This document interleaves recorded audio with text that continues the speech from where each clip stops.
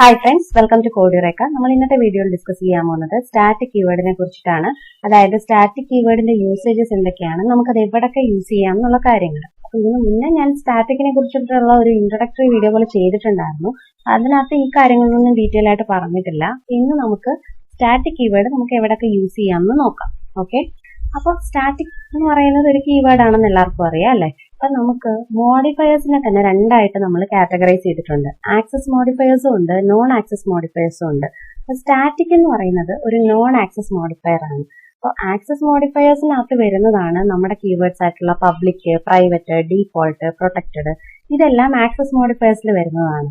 Non access മോഡിഫയേഴ്സിൽ വരുന്നതാണ് static, final, abstract, synchronised, volatile, strict F, transient. ഇതെല്ലാം non access മോഡിഫയേഴ്സിൽ വരുന്നതാണ്. Okay, അപ്പൊ നമ്മുടെ സ്റ്റാറ്റിക് എന്ന് പറയുന്നത് ഒരു നോൺ ആക്സസ് മോഡിഫയർ ആണ്. ഇനി ഈ സ്റ്റാറ്റിക് കീവേഡ് നമുക്ക് എവിടൊക്കെ യൂസ് ചെയ്യാം? അപ്പോൾ സ്റ്റാറ്റിക് കീവേഡ് നമുക്ക് വേരിയബിൾസിന്റെ കൂടെ യൂസ് ചെയ്യാം. അപ്പൊ വേരിയബിൾസിന്റെ കൂടെ യൂസ് ചെയ്യാന്ന് പറയുമ്പോൾ എല്ലാ വേരിയബിൾസിന്റെയും കൂടെ നമുക്ക് യൂസ് ചെയ്യാൻ പറ്റില്ല. ക്ലാസ് ലെവൽ വേരിയബിൾസിന്റെ കൂടെ യൂസ് ചെയ്യാൻ പറ്റത്തുള്ളൂ, അല്ലെങ്കിൽ ഇൻസ്റ്റൻസ് വേരിയബിളിന്റെ കൂടെ യൂസ് ചെയ്യാൻ പറ്റത്തുള്ളൂ. അപ്പൊ നിങ്ങൾക്ക് എല്ലാവർക്കും അറിയാമായിരിക്കും, നമുക്ക് ക്ലാസ് ലെവൽ വേരിയബിൾ ഉണ്ട്, അതുപോലെ ലോക്കൽ വേരിയബിൾ ഉണ്ട്. നമുക്ക് അപ്പൊ ക്ലാസ് ലെവൽ വേരിയബിളിന്റെ കൂടെ യൂസ് ചെയ്യാൻ പറ്റുള്ളൂ എന്ന് പറയുമ്പോൾ നമുക്ക് ലോക്കൽ വേരിയബിളിന്റെ കൂടെ സ്റ്റാറ്റിക് കീവേഡ് യൂസ് ചെയ്യാൻ പറ്റില്ല. ഓക്കെ, ഇനി രണ്ടാമത്തേന്ന് വെച്ച് കഴിഞ്ഞാൽ നമുക്ക് മെത്തേഡ്സിന്റെ കൂടെ യൂസ് ചെയ്യാം. അതുപോലെ മൂന്നാമത്തേന്ന് വെച്ച് കഴിഞ്ഞാൽ നമുക്ക് ബ്ലോക്കിന്റെ കൂടെ യൂസ് ചെയ്യാം. പിന്നെ വേറൊരു അഡ്വാൻറ്റേജ് എന്ന് വെച്ച് കഴിഞ്ഞാൽ നമുക്ക് ഇന്നർ ക്ലാസിന്റെ കൂടെ യൂസ് ചെയ്യാം. ഇന്നർ ക്ലാസിന്റെ കൂടെ എന്ന് പറയുമ്പോൾ ഔട്ടർ ക്ലാസ്സിൽ നമുക്ക് യൂസ് ചെയ്യാൻ പറ്റില്ല. ഇന്നർ ക്ലാസ് എന്ന് പറയുമ്പോൾ നമ്മുടെ നെസ്റ്റഡ് ക്ലാസ്സിനാണ് നമ്മൾ ഇന്നർ ക്ലാസ് എന്ന് പറയുന്നത്. ഓക്കെ, അതിനകത്ത് നമുക്ക് യൂസ് ചെയ്യാം. ഇനി നമുക്കിപ്പോ ഈ ഇൻസ്റ്റൻസ് വേരിയബിളും ലോക്കൽ വേരിയബിളിന്റെയും അതിനെക്കുറിച്ച് ഡൗട്ട് ഉണ്ടെങ്കിൽ ഞാൻ ഒരു എക്സാമ്പിൾ കാണിച്ചു തരാം. അതായത് ഞാനിപ്പോ ഇവിടെ വന്നിട്ട് ഒരു വേരിയബിൾ ക്രിയേറ്റ് ചെയ്യാണ്.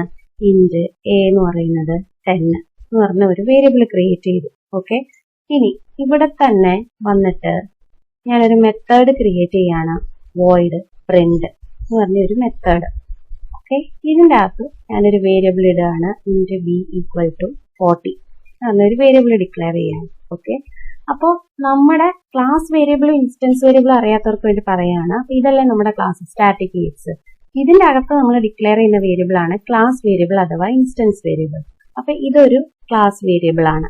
ഇതിന്റെ ആക്സസ് എന്ന് പറയുന്നത് നമുക്ക് ത്രൂ ഔട്ട് ഈ ക്ലാസ്സിനകത്ത് ഏതൊക്കെ മെത്തേഡ് നമ്മൾ ചെയ്തിട്ടുണ്ടോ, അല്ലെങ്കിൽ ഏതൊക്കെ മെത്തേഡ്സിന് ഇപ്പൊ നമ്മളൊരു 100 മെത്തേഡ് എഴുതിയിട്ടുണ്ടെങ്കിൽ 100 മെത്തേഡിനും കോമൺ ആയിട്ട് ഇത് ആക്സസ് ചെയ്യാൻ പറ്റും. ഓക്കെ, ഇതൊരു ക്ലാസ് വേരിയബിൾ ആണ്. പക്ഷെ ഈ മെത്തേഡ് നോക്കിയേ, ഈ ക്ലാസ്സിനകത്ത് ഞാൻ ഡിക്ലെയർ ചെയ്തൊരു മെത്തേഡാണ് അല്ലെ, ആ മെത്തേഡിൽ ഞാൻ ഡിക്ലെയർ ചെയ്ത വേരിയബിൾ ആണ് ഇത്. അപ്പൊ ഇതെന്ന് പറയുന്നത് നമുക്ക് ഈ മെത്തേഡിനകത്ത് മാത്രമേ ആക്സസ് ചെയ്യാൻ പറ്റത്തുള്ളൂ. ഇതിനാണ് നമ്മൾ ലോക്കൽ വേരിയബിൾ എന്ന് പറയുന്നത്. മനസ്സിലായല്ലോ? അപ്പൊ നമ്മള് സ്റ്റാറ്റിക് കീവേഡ് യൂസ് ചെയ്യുമ്പോൾ ഇവിടെ ഞാനിപ്പോ ഈ എ ഞാൻ സ്റ്റാറ്റിക് ആക്കുകയാണ്. അതാ ഇവിടെ സ്റ്റാറ്റിക് ആയി. ഇനി നമ്മൾ ഈ ലോക്കൽ വേരിയബിളിന് വന്നിട്ട് സ്റ്റാറ്റിക് എന്ന് കൊടുക്കുമ്പോൾ ഇവിടെ ഇറങ്ങും റിമൂവ് ഇൻവാലിഡ് മോഡിഫയേഴ്സ്. കാരണം എന്താണ്, ലോക്കൽ വേരിയബിൾസിനെ നമുക്ക് സ്റ്റാറ്റിക് ആക്കാൻ പറ്റില്ല. മനസ്സിലായല്ലോ? ഇനി അടുത്തെന്ന് വെച്ച് കഴിഞ്ഞാൽ ഇപ്പൊ നമ്മൾ വേറൊരു എക്സാമ്പിൾ പറയണം. അതായത് സ്റ്റാറ്റിക്കിന്റെ ഒരു പ്രധാനപ്പെട്ട ഒരു അഡ്വാൻറ്റേജ് ഉണ്ട്. സ്റ്റാറ്റിക് വേരിയബിളിനെ നമ്മൾ ആക്സസ് ചെയ്യണമെന്നുണ്ടെങ്കിൽ നമ്മൾ ഒരിക്കലും ഒബ്ജക്റ്റ് ക്രിയേറ്റ് ചെയ്യണ്ട. സാധാരണ നമുക്കിപ്പോൾ ഒരു ക്ലാസ്സിലെ ഒരു വേരിയബിളിനെ അല്ലെങ്കിൽ മെത്തേഡിനെ നമുക്ക് ആക്സസ് ചെയ്യണമെന്നുണ്ടെങ്കിൽ നമ്മൾ അതിന്റെ ഒബ്ജക്റ്റ് ക്രിയേറ്റ് ചെയ്യണം. എന്നിട്ട് ഒബ്ജക്റ്റ് ഡോട്ട് വേരിയബിൾ നെയിം വിളിക്കണം, അല്ലെങ്കിൽ ഒബ്ജക്റ്റ് ഡോട്ട് മെത്തേഡ് നെയിം വിളിക്കണം. അങ്ങനെയാണ് നമ്മൾ ചെയ്യുന്നത് അല്ലേ. പക്ഷെ സ്റ്റാറ്റിക് യൂസ് ചെയ്യുമ്പോൾ നമുക്ക് ഒബ്ജക്റ്റ് ക്രിയേറ്റ് ചെയ്യണ്ട. അപ്പൊ ഞാൻ ഇത് ഡിലീറ്റ് ചെയ്യാണ്. അപ്പൊ ഇതെന്റെ മെയിൻ ക്ലാസ് ആണ്. ഇവിടെ ഞാനൊരു മെയിൻ മെത്തേഡ് ക്രിയേറ്റ് ചെയ്യാണ്. ഓക്കെ, മെയിൻ മെത്തേഡ് ക്രിയേറ്റ് ചെയ്തു. ഇനിയിപ്പൊ ഞാൻ എൻറ്റയർലി ഡിഫറെന്റ് ആയിട്ട് വേറൊരു ക്ലാസ് ക്രിയേറ്റ് ചെയ്യാണ് ഇതിന്റെ പുറത്ത്. ഓക്കെ, അപ്പോൾ ഞാൻ ഇവിടെ വന്നിട്ട് ക്ലാസ് ഡെമോ എന്ന് പറഞ്ഞ ഒരു ക്ലാസ് ഞാൻ കൊടുക്കുകയാണ്. എന്നിട്ട് ഈ ഡെമോ ക്ലാസിന്റെ അകത്ത് ഞാനൊരു വേരിയബിൾ ഡിക്ലെയർ ചെയ്തിട്ടുണ്ട്, ഇന്റ് എ ഈക്വൽ ടു 10 എന്ന് പറഞ്ഞ ഒരു വേരിയബിൾ ഞാൻ കൊടുത്തു. ഓക്കെ, ഇനി ഇതെന്ന് പറയുന്നത് എന്റെ സ്റ്റാറ്റിക് വേരിയബിൾ ആണ്. അപ്പോൾ നമ്മുടെ വേരിയബിൾ ക്ലാസ് വേരിയബിൾസിന്റെ കൂടെ നമ്മൾ സ്റ്റാറ്റിക് എന്ന കീവേഡ് യൂസ് ചെയ്ത് കഴിഞ്ഞാൽ നമുക്ക് അതൊരു സ്റ്റാറ്റിക് വേരിയബിൾ ആണെന്ന് പറയാം. ഓക്കെ, ഇനി ഈ എ എന്ന് പറഞ്ഞ വേരിയബിളിനെ എനിക്ക് ഈ ക്ലാസ്സിൽ ആക്സസ് ചെയ്യണം. അപ്പൊ ഞാൻ ഇവിടെ കൊടുക്കുകയാണ് സിസ് ഔട്ട് എ. ഇങ്ങനെ കൊടുക്കുമ്പോഴേ അറിയാം ഇത് എറർ വരും. കാരണം എന്താണ്, ഇതൊരു ക്ലാസ് ആണ്, ഇതിന്റെ ആക്സസ് ഇതാ ഇവിടെ കഴിഞ്ഞു. ഇത് എൻറ്റയർലി ഡിഫറെന്റ് ആയിട്ടുള്ള വേറൊരു ക്ലാസ് ആണ്. ഈ രണ്ട് ക്ലാസ് ഇൻഡിപെൻഡന്റ് ആണ്. അപ്പൊ നമുക്ക് ഒരു ക്ലാസ്സിലെ ഒബ്ജക്റ്റിനെ നമുക്ക് വേറൊരു ക്ലാസ് കിട്ടണമെങ്കിൽ ഒന്നുകിൽ നമ്മൾ ഒരു ക്ലാസ്സിലെ വേരിയബിളിനെ അല്ലെങ്കിൽ മെത്തേഡിനെ വേറൊരു ക്ലാസ് കിട്ടണം എന്നുണ്ടെങ്കിൽ നമ്മൾ ഒബ്ജക്റ്റ് ക്രിയേറ്റ് ചെയ്തിട്ട് ആക്സസ് ചെയ്യണം. അല്ലെങ്കിൽ ഇതിന്റെ പ്രോപ്പർട്ടീസ് നമ്മൾ ഇൻഹെറിറ്റ് ചെയ്തിരിക്കണം ഈ ഡെമോ ക്ലാസ്സിന്റെ. ഇവിടെ ആ രണ്ടും കാര്യങ്ങളും ചെയ്തിട്ടില്ല. അപ്പൊ നമ്മൾ ആക്സസ് ചെയ്യാൻ നോക്കുമ്പോൾ തീർച്ചയായും എറർ വരത്തേ ഉള്ളൂ. അപ്പൊ നമുക്ക് എന്താ ചെയ്യാൻ പറ്റുന്നതെന്ന് വെച്ച് കഴിഞ്ഞാൽ നമുക്ക് ഒബ്ജക്റ്റ് ക്രിയേറ്റ് ചെയ്തിട്ട് വിളിക്കാം. പക്ഷേ സ്റ്റാറ്റിക്കിന്റെ ഒരു യൂസേജ് ഞാൻ പറഞ്ഞതുപോലെ നമുക്ക് ഒബ്ജക്റ്റ് ക്രിയേറ്റ് ചെയ്യേണ്ട ഒരു സ്റ്റാറ്റിക് വേരിയബിളിനെ നമ്മൾ ആക്സസ് ചെയ്യുകയാണെന്നുണ്ടെങ്കിൽ, സ്റ്റാറ്റിക് വേരിയബിൾസ് എന്ന് പറയുന്നത് അല്ലെങ്കിൽ സ്റ്റാറ്റിക് എന്ന് പറയുന്നത് ക്ലാസ് ലെവലാണ്, ഒബ്ജക്റ്റ് ലെവലല്ല. അപ്പൊ നമ്മൾ ഇവിടെ ജസ്റ്റ് ഏത് ക്ലാസ്സിനകത്താണോ വേരിയബിൾ ഉള്ളത് ആ class name dot variable name എന്ന് വിളിച്ചാൽ മതി. ഓക്കെ, അപ്പൊ ഇത് നമ്മളിപ്പോൾ റൺ ചെയ്യുമ്പോൾ എററൊക്കെ പോയിട്ടുണ്ട്. അപ്പോൾ 10 എന്ന് കിട്ടും. മനസ്സിലായല്ലോ?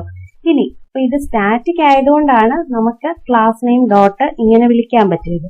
ഇനി ഇത് സ്റ്റാറ്റിക് അല്ല എന്നുണ്ടെങ്കിൽ ഈ സ്റ്റാറ്റിക് കീവേഡ് ഞാൻ കളഞ്ഞു, അപ്പൊ തീർച്ചയായും ഇത് എറർ കാണിക്കും. കാരണം എന്താണ്? അപ്പോൾ ഇവിടെ അതിനകത്ത് നമ്മളിവിടെ മൗസ് ഓവർ ചെയ്യുമ്പോൾ കാണിക്കും ഇത് ട്രൈ ക്യാച്ച് ബ്ലോക്കിനകത്ത് കൊടുക്കുക, അല്ലെങ്കിൽ സ്റ്റാറ്റിക് ആയിട്ട് കൊടുക്കുക, അങ്ങനെയൊക്കെ കുറച്ച് കാണിക്കും. അപ്പൊ നമുക്ക് സ്റ്റാറ്റിക് ആയിട്ട് ഡിക്ലെയർ ചെയ്യുകയാണെന്നുണ്ടെങ്കിൽ class name dot variable name എന്ന് കൊടുത്താൽ മതി. മനസ്സിലായല്ലോ? അപ്പൊ സ്റ്റാറ്റിക് അല്ലാത്തൊരു വേരിയബിളിനെ നമുക്ക് ഇങ്ങനെ വിളിക്കാൻ പറ്റില്ല, അത് എറർ ത്രോ ചെയ്യും. ഓക്കെ, ഇനി ഈ സ്റ്റാറ്റിക്കിന്റെ യൂസേജ് എന്താണ്? ഇത്രയും നമ്മൾ പറഞ്ഞു. ഇതിന്റെ യൂസേജ് എന്താണ്? ഇത് ഉപയോഗിക്കുന്നതുകൊണ്ട് നമുക്ക് കിട്ടുന്ന ബെനിഫിറ്റ് എന്താണ്? എന്താന്ന് വെച്ച് കഴിഞ്ഞാൽ മെമ്മറി മാനേജ്മെന്റിനാണ് മെയിൻ ആയിട്ട് ഇത് യൂസ് ചെയ്യുന്നത്. അതായത് ഇത് മെമ്മറി സേവ് ചെയ്യും, മെമ്മറി എഫിഷ്യന്റ് ആണ്. അതെങ്ങനെയാണെന്ന് വെച്ച് കഴിഞ്ഞാല് നമ്മള് ഇപ്പോ ഒരു നമ്മളൊരു എംപ്ലോയി ആണ് ഒരു കമ്പനിയില്. ആ കമ്പനിയില് ഒരു തൗസൻഡ്സ് ഓഫ് എംപ്ലോയീസ് ഉണ്ട് അല്ലെ? അപ്പൊ നമ്മള് ഇപ്പൊ അതിന്റെ ഒരു സ്ട്രക്ചർ ഇവിടെ ക്രിയേറ്റ് ചെയ്യുകയാണെന്നുണ്ടെങ്കിൽ, ഞാൻ ഇത് കളയട്ടെ, എന്നിട്ട് ഇവിടെ ഇതൊക്കെ കളയാം, എന്നിട്ട് ഇതിന്റെ ക്ലാസ് ഞാനിവിടെ എംപ്ലോയി എന്ന് കൊടുക്കുകയാണ്. ഓക്കെ, ഇവിടെ എനിക്ക് പേര് ചേഞ്ച് ചെയ്ത് കൊടുക്കാം ഈ ഫയലിന്റെ. ഓക്കെ, ഈ മെയിൻ മെത്തേഡ് അവിടെ തന്നെ കിടക്കട്ടെ, താഴോട്ട് പോട്ടെ. ഇനി ഇതിന്റെ അകത്ത് നമുക്ക് ഒരു സാധാരണ ഇപ്പൊ നമ്മളൊരു എംപ്ലോയി ആണെങ്കിൽ നമുക്ക് എന്തൊക്കെയായിരിക്കും കാണാം? ഒരു എംപ്ലോയി ഐ ഡി കാണും അല്ലെ? ഒരു എംപ്ലോയി ഐ ഡി ഉണ്ടാവും, അതുപോലെ നമ്മുടെ പേര് സ്ട്രിങ് നെയിം. ഓക്കെ, ഇപ്പൊ എംപ്ലോയി ഐ ഡി എന്ന് പറയുന്നത് യുണീക്ക് ആയിരിക്കും, പേരിപ്പോ പലർക്കും ഒരേ പേര് വരാം. ഇനി കമ്പനി നെയിമും നമ്മുടെ സ്ട്രിങ് ആയിരിക്കും അല്ലെ? അപ്പോ കമ്പനി നെയിം കൊടുത്തു. ഓക്കെ, സ്പെല്ലിംഗ് മിസ്റ്റേക്ക് ഉണ്ട്. അപ്പോ കമ്പനി നെയിം കൊടുത്തു. അപ്പൊ ഇത്രയും പ്രോപ്പർട്ടീസ് ആണ് മെയിൻ ആയിട്ട് ഒരു എംപ്ലോയിക്ക് ഉള്ളത് അല്ലെ? ഇനി ഈ ഇത്രയും കാര്യങ്ങൾ പ്രിന്റ് ചെയ്യാൻ വേണ്ടിയിട്ട് ഞാനിവിടെ ഒരു മെത്തേഡ് കൊടുക്കുകയാണ്, വോയിഡ് ഡിസ്പ്ലേ. ഓക്കെ, നമുക്കിതൊക്കെ ഒന്ന് ഡിസ്പ്ലേ ചെയ്യാൻ വേണ്ടിയിട്ട് ഡിസ്പ്ലേ എന്ന് പറഞ്ഞ ഒരു മെത്തേഡ് കൊടുത്തു. ഈ ഡിസ്പ്ലേ എന്ന് പറഞ്ഞ മെത്തേഡിന്റെ അകത്ത് നമ്മൾ എന്തൊക്കെയാണ് പ്രിന്റ് ചെയ്യുന്നത്? ഇപ്പോ സിസ് ഔട്ടിന്റെ അകത്ത് ഞാൻ കൊടുക്കുകയാണ് employee I D comma name comma company name. ഇവിടെ കൺട്രോൾ സ്പേസ് അടിച്ചു കൊടുത്തു കഴിഞ്ഞാൽ ഇത് വരും. ഓക്കെ, ഇത്രയും കാര്യങ്ങൾ ഞാൻ പ്രിന്റ് ചെയ്യാണ്. ഇവിടെ ഒരു എറർ കാണിക്കുന്നുണ്ട് ഇതിന്റെ അകത്തെ. ഇത് ഞാനിങ്ങനെ കോമ ഇട്ട് കൊടുത്തോണ്ടാണ് എറർ വരുന്നത്. നമ്മളപ്പോ ഒരെണ്ണം കഴിഞ്ഞു കഴിയുമ്പോൾ ഒരു സ്പേസ് ഇട്ടിട്ട് നമ്മൾ പ്ലസ് കൊടുക്കണം, എന്നാലല്ലേ സ്ട്രിങ്ങിനെ നമ്മൾ കോൺകാറ്റനേറ്റ് ചെയ്യത്തുള്ളൂ. അപ്പൊ ഇത് കഴിഞ്ഞിട്ട് പ്ലസ് കൊടുത്തു. ഓക്കെ, ഇനി ഒരു സ്പേസ് ഇട്ടിട്ട് ഞാൻ നെയിം പ്രിന്റ് ചെയ്തു. ഇനി നെയിം കഴിഞ്ഞിട്ട് ഒരു പ്ലസ് ഇട്ടിട്ട് സ്പേസ് കൊടുക്കും. നമുക്കിത് കളയാം. ഓക്കെ, അപ്പോൾ ഓരോന്നും ഓരോ സ്പേസിന് ശേഷം പ്രിന്റ് ചെയ്യാൻ വേണ്ടിയിട്ട് ഒന്ന് വൃത്തിയായിട്ട് പ്രിന്റ് ചെയ്യാൻ വേണ്ടിയിട്ടാണ് ഇങ്ങനെ കൊടുക്കുന്നത്. ഓക്കെ, ഇത്രയാണ് നമ്മൾ പ്രിന്റ് ചെയ്യാൻ വേണ്ടിയിട്ട് യൂസ് ചെയ്യുന്നത്. ഇനി ഇവിടെ നമ്മൾ എന്താണ് ഒരു ഒബ്ജക്റ്റ് ക്രിയേറ്റ് ചെയ്യണം അല്ലെ? ഈ എംപ്ലോയി ക്ലാസിന്റെ ഒരു ഒബ്ജക്റ്റ് ക്രിയേറ്റ് ചെയ്യാണ് ഇവിടെ മെയിനിൽ വന്നിട്ട്. അപ്പോൾ employee E1 equal to new employee of, ഇതിനകത്ത് ഞാൻ പാരാമീറ്റേഴ്സ് പാസ് ചെയ്യാണ്. അപ്പൊ ഈ പാരാമീറ്റേഴ്സ് അക്സെപ്റ്റ് ചെയ്യാൻ വേണ്ടിയിട്ട് ഞാനൊരു കൺസ്ട്രക്ടറും ക്രിയേറ്റ് ചെയ്തിട്ടുണ്ട്. അപ്പൊ ഈ ന്യൂ എംപ്ലോയിക്കകത്ത് ഞാൻ ആദ്യം പാസ് ചെയ്യുന്ന എന്റെ എംപ്ലോയി ഐ ഡി, അതിനുശേഷം എന്റെ പേര്, ഇപ്പോ അഞ്ജന എന്ന് പറഞ്ഞൊരു പേര് ഞാൻ കൊടുക്കുന്നു. എന്നിട്ട് കമ്പനിയുടെ പേര്, അപ്പൊ എന്റെ കമ്പനിയുടെ പേരെന്ന് പറയുന്നത് കോഡിയുറേക്ക എന്നാണ് കമ്പനിയുടെ പേര്. ഓക്കെ, കൊടുത്തു. ഇത്രയും പാസ് ചെയ്തു. അപ്പോൾ ഇവിടെ എനിക്കാണെങ്കിൽ ഒരു പാരാമീറ്ററൈസ്ഡ് കൺസ്ട്രക്ടർ ക്രിയേറ്റ് ചെയ്യണം. ഓക്കെ, അതിന് വേണ്ടിയിട്ട് അപ്പൊ ഇതിനകത്ത് തന്നെ ഞാനിവിടെ ഒരു കൺസ്ട്രക്ടർ ക്രിയേറ്റ് ചെയ്തു. കൺസ്ട്രക്ടറിനകത്ത് എന്തൊക്കെയാണുള്ളത്? ഇന്റ് എംപ്ലോയി ഐ ഡി വരും, പിന്നെ സ്ട്രിങ് നെയിം വരും, സ്ട്രിങ് കമ്പനി നെയിമും വരും. ഓക്കെ, ഇത്രയും വരും. ഇനി പാസ് ചെയ്ത് വരുന്നത് നമുക്കിപ്പോ ഇതിനകത്തോട്ട് ഇനിഷ്യലൈസ് ചെയ്യണമല്ലോ. അതായത് നമ്മളിപ്പോ എന്താണ് ചെയ്തത്? ഈ എംപ്ലോയി എന്ന് പറഞ്ഞ ക്ലാസിന്റെ ഒരു ഒബ്ജക്റ്റ് ക്രിയേറ്റ് ചെയ്യാണ്. അപ്പൊ ഒബ്ജക്റ്റ് ക്രിയേറ്റ് ചെയ്യുമ്പോൾ തന്നെ എന്തൊക്കെ പാരാമീറ്റേഴ്സ് ആണ് വേണ്ടതെന്ന് ഞാനിവിടെ പാസ് ചെയ്ത് കൊടുക്കും. ഓക്കെ, എന്റെ എംപ്ലോയി ഐ ഡി ഉണ്ട്, നെയിം ഉണ്ട്, കമ്പനിയുടെ പേരുണ്ട്. അപ്പോൾ ഇതിനകത്തോട്ട് വന്നിട്ട് ഈ ഒബ്ജക്റ്റ് ക്രിയേറ്റ് ചെയ്യുമ്പോൾ തന്നെ ഈ പാരാമീറ്ററൈസ്ഡ് കൺസ്ട്രക്ടറിനെ കോൾ ചെയ്യും. ഇനി എന്താണ്, ഇതാണ് എന്റെ ഒറിജിനൽ എംപ്ലോയി ഐ ഡി, നെയിമും കമ്പനി നെയിമും അല്ലെ. ഇതിന്റെ അകത്തോട്ട് ഈ വാല്യൂ അസൈൻ ചെയ്യണമല്ലോ, എന്നാലല്ലേ ഇത് പ്രിന്റ് ചെയ്യുമ്പോൾ നമുക്ക് കിട്ടത്തുള്ളൂ. അല്ലെങ്കിൽ ഇത് ഇങ്ങനെ പ്രിന്റ് ചെയ്ത് കഴിഞ്ഞാൽ ഒന്നും കാണില്ലതാ.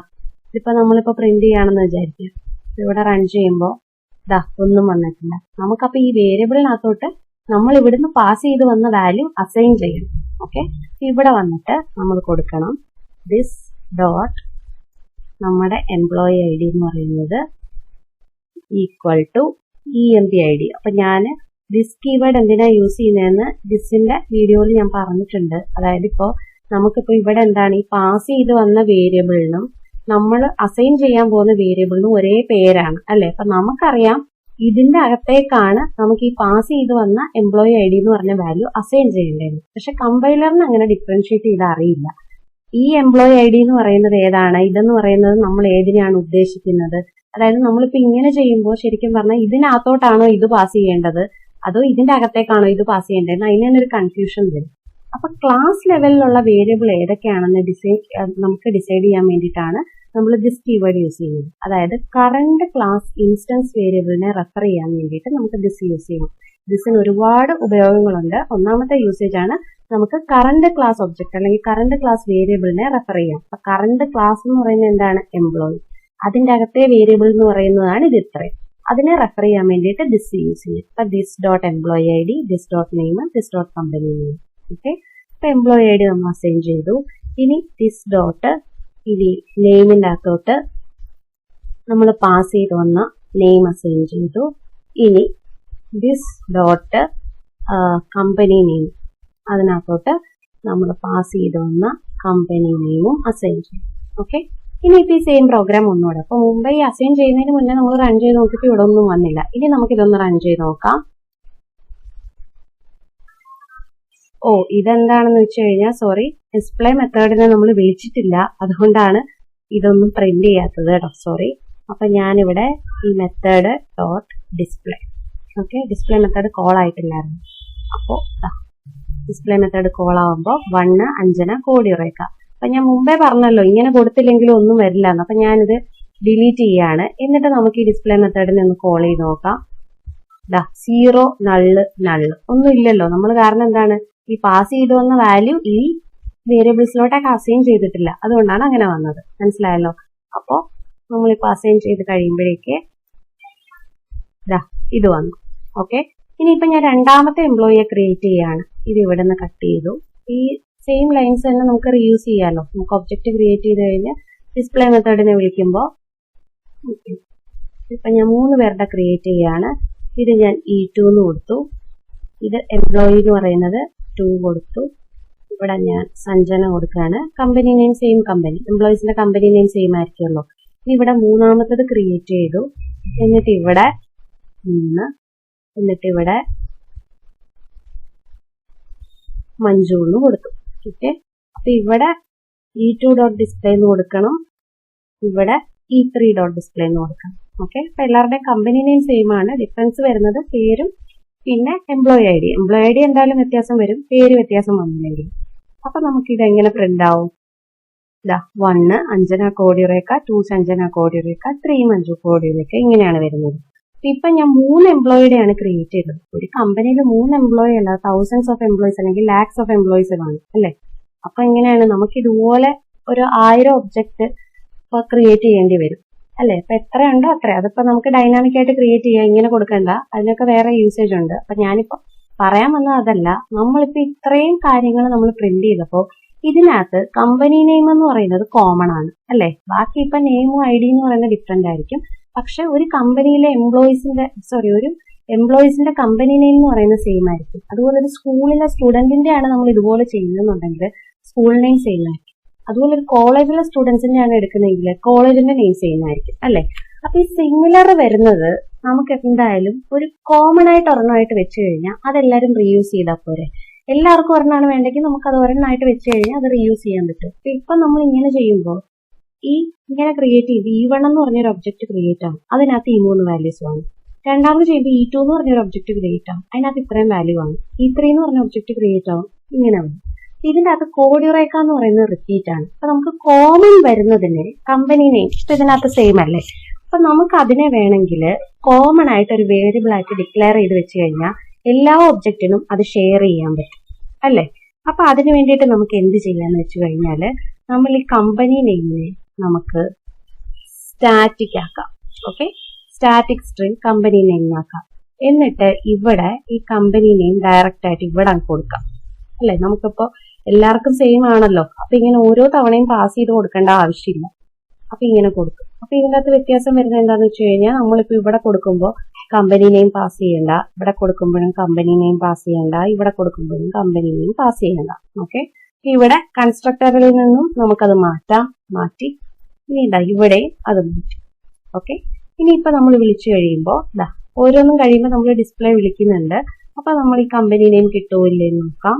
അപ്പോ ജാവ ആപ്ലിക്കേഷൻ കൊടുത്തപ്പോ സെയിം ഔട്ട്പുട്ടിൽ വ്യത്യാസം ഒന്നുമില്ല. ആകെ നമുക്ക് ആ എഫിഷ്യൻസി നമുക്ക് ഇൻക്രീസ് ചെയ്യാൻ പറ്റും. അതായത് ഓരോ ഒബ്ജക്റ്റിലും ഇത്രയും കാര്യങ്ങൾ, അതായത് ആ കമ്പനിയുടെ നെയിം എന്ന് പറയുന്ന റിപ്പീറ്റ് ആണ്. അപ്പൊ അത്രയും മെമ്മറി നമുക്ക് വേസ്റ്റ് ചെയ്യേണ്ട ആവശ്യമില്ല. അത് കോമൺ ആയതുകൊണ്ട് കോമൺ ആയിട്ടുള്ള ഒരെണ്ണത്തിനകത്ത് വെച്ചിട്ട് നമുക്ക് എല്ലാ ഒബ്ജക്റ്റിനും അത് ഷെയർ ചെയ്തെടുത്താൽ മതി അല്ലേ. ഇതാണ് ഇതിന്റെ ഒന്നാമത്തെ യൂസേജ്. ഓക്കെ, ഇനി നമുക്കിപ്പോ ഈ ഒബ്ജക്റ്റിനെ കോൾ ചെയ്യുന്നത് എത്ര കൗണ്ട് വേണം, അതായത് ഇതിന്റെ സ്റ്റാറ്റിക് യൂസ് ചെയ്യുമ്പോഴും അല്ലാതെ ഈ ഒബ്ജക്റ്റിനെ നമ്മൾ കോൾ ചെയ്യുമ്പോൾ ഇതെങ്ങനെയാണ് കോൾ ചെയ്യുന്നതെന്ന്, അതായത് നമ്മളിപ്പോ ഒരു കൺസ്ട്രക്ടറിനെ കോൾ ചെയ്യുമ്പോൾ ഇത് എത്ര തവണ കോൾ ചെയ്യുന്നു എന്നൊരു ഡൗട്ട് വരാം. അല്ലെങ്കിൽ ഇത് മിക്കവാറും നമുക്ക് പ്രോഗ്രാമിങ്ങിന് ക്വസ്റ്റ്യൻ ആയിട്ട് വരാറുള്ളതാണ് നമ്മുടെ എക്സാമിന്. അതായത് കൗണ്ടർ വേരിയബിൾ വെച്ച് നമുക്ക് വാലിഡേറ്റ് ചെയ്യാം. അപ്പൊ ഞാനിപ്പോ ഇത് കളയാണ്, ഇത് ഇത്രയും കളയാണ്. നമുക്കിപ്പോ മെയിൻ മെത്തേഡ് അങ്ങനെ തന്നെ വെക്കാം. ഇതിനകത്തെ കണ്ടന്റ് കളയാണ്. ഇവിടെ കൗണ്ട് നോക്കാൻ വേണ്ടിട്ട്. ഓക്കെ, അപ്പൊ ഇത് ഞാൻ കൗണ്ടർ ഡോട്ട് ജാവ എന്ന് മാറ്റി. ഇതിന്റെ അകത്ത് ഇപ്പൊ നമുക്ക് എത്ര വട്ടം കോൾ ചെയ്യുന്നു എന്ന് കാണാൻ വേണ്ടിയിട്ട് ഇതിനകത്ത് ഞാൻ കൗണ്ട് വേരിയബിൾ സെറ്റ് ചെയ്തു =0. ഓക്കെ, കൗണ്ട് =0 എന്ന് ഞാൻ കൊടുത്തു. ഇനി ഇതിന്റെ ഒരു കൺസ്ട്രക്ടർ ഞാൻ ക്രിയേറ്റ് ചെയ്യാണ്. ഇവിടെ വന്നിട്ട് കൺസ്ട്രക്ടർ ക്രിയേറ്റ് ചെയ്തു. ഈ കൺസ്ട്രക്ടറിന്റെ അകത്ത് ഞാൻ ഈ കൗണ്ട് വേരിയബിളിനെ ഇൻക്രിമെന്റ് ചെയ്യുന്നുണ്ട്. അതായത് ഓരോ തവണയും ഒബ്ജക്റ്റ് ക്രിയേറ്റ് ആകുമ്പോൾ കൗണ്ട് ഇൻക്രിമെന്റ് ആവും.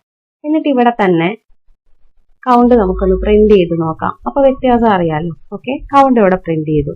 ഇനി നമ്മുടെ മെയിൻ മെത്തേഡിൽ വന്നിട്ട് നമ്മൾ ഒബ്ജക്റ്റ് ക്രിയേറ്റ് ചെയ്യണം. അതായത് ഈ കൗണ്ടർ ക്ലാസ്സിന്റെ ഇവിടെ വന്നിട്ട് C1 = new കൊടുത്തു. ഓക്കെ, ഒന്നാമത്തെ.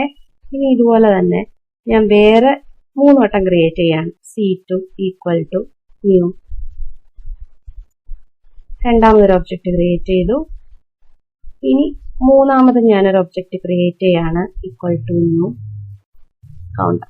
ഓക്കെ, ക്രിയേറ്റ് ചെയ്തു. ഇപ്പൊ നമ്മുടെ സാധാരണ എന്താണ് ക്രിയേറ്റ് ചെയ്യുമ്പോൾ തന്നെ ഡീഫോൾട്ട് കൺസ്ട്രക്ടർ, ഇപ്പൊ നമ്മളിത് എഴുതി കൊടുത്താലും ഇല്ലെങ്കിലും ഒരു ഡീഫോൾട്ട് കൺസ്ട്രക്ടറിനെ ഇത് കോൾ ചെയ്യുന്നുണ്ട്. അപ്പൊ ഡീഫോൾട്ട് കൺസ്ട്രക്ടറിനെ കോൾ ചെയ്യുമ്പോൾ എന്ത് സംഭവിക്കുന്നു എന്ന് കാണാൻ വേണ്ടിയിട്ടാണ് ഞാൻ ഇങ്ങനെ ചെയ്തത്. ഓക്കെ, അപ്പൊ ഞാനിപ്പോ ഇതൊന്ന് റൺ ചെയ്യാണ്.